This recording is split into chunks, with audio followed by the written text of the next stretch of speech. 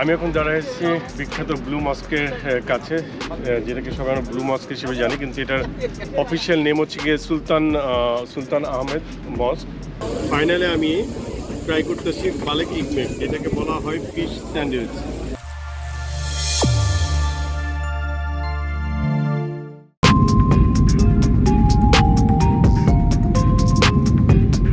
এটা হচ্ছে আমার হোটেল।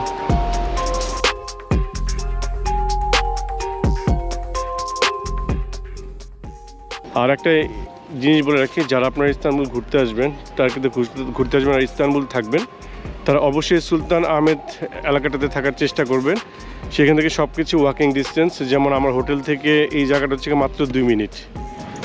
আমি এখন দাঁড়ায় এসেছি বিখ্যাত ব্লু মস্কের কাছে, যেটাকে সবাই আমরা ব্লু মস্ক হিসেবে জানি, কিন্তু এটার অফিসিয়াল নেম হচ্ছে গিয়ে সুলতান আহমেদ মস্ক। আর এটা ব্লু মস্ক হওয়ার কারণ হচ্ছে এখানে প্রায় 20,000 হাতে তৈরি টাইলস ব্যবহার করা হয়েছে এবং হাতে আঁকা ব্লু টাইলস ব্যবহার করা হয়েছে, এবং রাতের বেলা একটু ব্লু দেখা যায়, যার কারণে এটার নাম হচ্ছে গিয়ে ব্লু মস্ক, বাট এটার অফিসিয়াল নেম হচ্ছে গিয়ে সুলতান আহমেদ। আর এটার ভিতরে এখন দেখানোর কিছুই নাই, কারণ হচ্ছে ভিতরটা পুরোটাই কাজ চলছে। আমি গতকাল এটার ভিতরে নামাজ পড়ছি, সো ভিডিও করার মতো কিছুই ছিল না, কারণ পুরোটাই ঢেকে রাখা হয়েছে, কারণ ভিতরটা পুরোটাই কাজ করছে। সো আজকে আমরা শুধু বাইরে একটু দেখলাম। এটি হচ্ছে গিয়ে সেই বিখ্যাত ব্লু মস্ক। আপনারা যারা আসবেন ইস্তানবুলে অবশ্যই তো এই জায়গাটা ঘুরবেন। এবং আমাদের পাশে হচ্ছে গিয়ে এবং আমাদের ঠিক এই সাইডে দেখেন, ব্লু মস্কের ঠিক অপোজিট সাইডে হচ্ছে গিয়ে আরেকটা বিখ্যাত মসজিদ, যেটা হচ্ছে হাজিয়া সোফিয়া। ইনশাল্লাহ আমরা এখন এটার ভিতরে গিয়ে ঘুরবো, যেটা প্রথমে চার্চ ছিল, পরবর্তীতে এটা মসজিদে রূপান্তর করা হয়, এবং দীর্ঘ বছর এটা মসজিদই ছিল। কিন্তু 1935 সালে গিয়ে তৎকালীন প্রধান কামাল আতাতুর্ক ধর্মনিরপেক্ষতার কথা বলে এটাকে জাদুঘরে রূপান্তর করে, কিন্তু গত বছর এটাকে আবার মসজিদে রূপান্তর করা হয়। আমরা মাত্র হাজিয়া সোফিয়া ঘুরে আসলাম, ভিতরটা দেখে আসলাম। তো হাজিয়া সোফিয়া সম্পর্কে জাস্ট ছোট্ট একটা ইনফরমেশন দেই। সেটা হচ্ছে এটার যে মিনারগুলো দেখছিলেন, এই মিনারগুলো পরবর্তীতে অ্যাড করা হয়েছে। আগে যখন এটা হাজিয়া সোফিয়া করা হয় তখন এটার মিনারগুলো ছিল না, এটা পরবর্তীতে এই মিনারগুলো করা হয়। আমার ট্রাভেজনের এটারই একটা ছোটো ভার্সন ছিল, ওটাও হাজিয়া সোফিয়া ছিল, ওটা কিন্তু কোনো মিনার ছিল না, যার কারণে দূর থেকে দেখলে ওটাকে এখনও চার্চের মতো মনে হতো। সো এটা যখন সুলতান মাহমুদ যখন এটাকে মসজিদে রূপান্তর করে, এবং পরবর্তীতে এটা এই মিনারগুলো অ্যাড করা হয়। হাজিয়া সোফিয়ার পিছনেই হচ্ছে গিয়ে আপনার টপক্যাপে প্যালেস, যেটা একটা বিখ্যাত জায়গা। যারা ইস্তানবুল সাধারণত ঘুরতে আসে এই 3টা জায়গা কোনোভাবেই মিস করে না, এবং 3টাই খুবই পাশাপাশি জায়গা।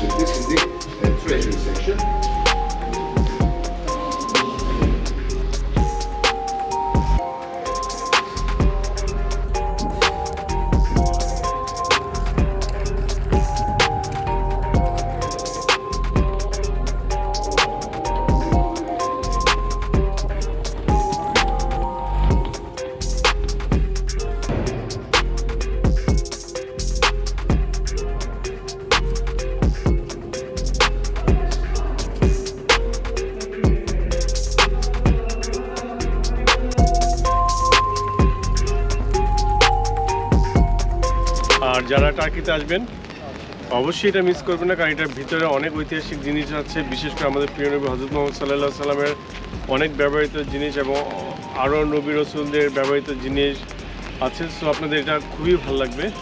আর এটার ভিতরে যাওয়ার পর তো আমার আর বেরিয়ে হতে ইচ্ছে করছে না, আর মোটামুটি সারাদিন চলে যাবে যদি আস্তে ধীরে এটা ঘুরতে চান। তো যারা অবশ্যই আসবেন তারা অবশ্যই এটা ঘুরে যাবেন, আশা করি ভালো লাগবে। আর কি, এই তো ইস্তানবুলের অবস্থা খুব একটা ভালো না, প্রতিদিনই টিপ করে বৃষ্টি পড়ছে, এই বৃষ্টির মধ্যে ছাতা নিয়ে ঘুরছি। তো এটারও মজা আলাদা, কারণ সবসময় তার ওয়েদার আমার মনের মতো থাকবে না। তো আপনারা আসলে অবশ্যই এই জায়গাটা ঘুরে যাবেন, ভাল লাগবে।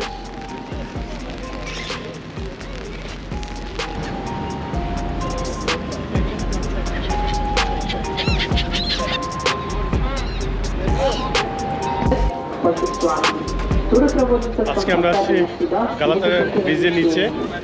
এখানে আজকে আমরা একটা ফিশ স্যান্ডউইচ ট্রাই করব, যেটাকে টার্কি ভাষায় বলা হয় বালিক ইকমিক। ভুল হতে পারে, বাট এটাই মনে হয় বালিক ইকমিক। সো দেখা যাক, একদম গরম গরম।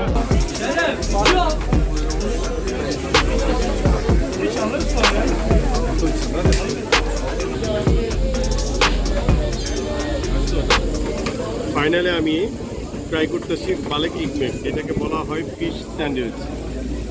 এটার ভিতরে হচ্ছে গিয়ে সবজি আর ওদের সম্ভবত ওদের এই জায়গারই মাছ। তো আর এটা হচ্ছে গিয়ে 25 লিরা হাফ, আর যদি আপনারা ফুল চান তাহলে 50 লিরা।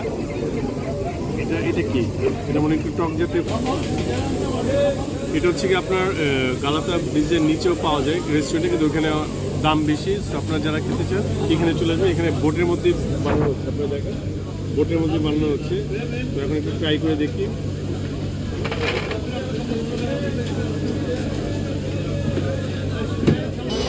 বাট খেতে খারাপ না। মাছের তো একটা যেহেতু ফিশ, এটা তো ফিশের গন্ধ থাকবেই। এটা নিয়ে যত শুনছে আসলে টেস্ট মোটামুটি।